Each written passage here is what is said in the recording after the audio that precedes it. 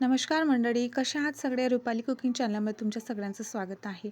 तर आज मी घेऊन आली आहे खास बैलपोळा निमित्त पुरणपोळी थाली.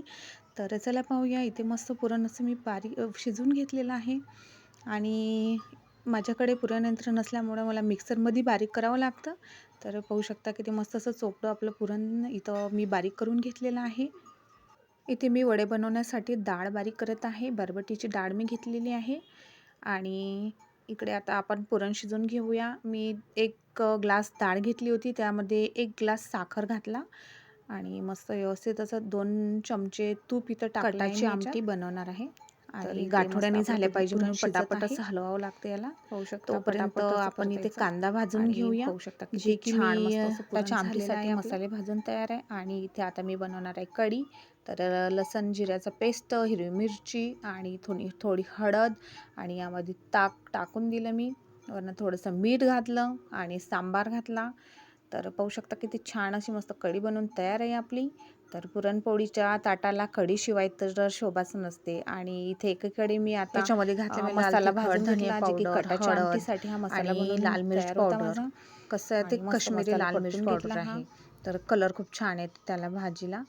आणि पाहू शकता मस्त तेल सुटेपर्यंत हा मसाला शिजवून घेतला. त्यानंतर सारण याच्यामध्ये आणि अप्रतिम चव असते या कटाच्या आमटीची. तुम्हाला जर हवं असेल तर तुम्ही याच्यामध्ये वरनं खडा मसाला सुद्धा घालू शकता. खूप मस्त टेस्ट लागते याला. पुरणपोळी सोबत सर्व करा. आणि इथे मी बनवणार आहे आता पुरणपोळ्या. तर पुरण आपलं थंड होऊन झालेलं आहे. तर पाहू शकता किती मस्त असं घट्टसर पुरण आलेलं आहे इथे. आता मी पुरणपोळी बनवणार आहे.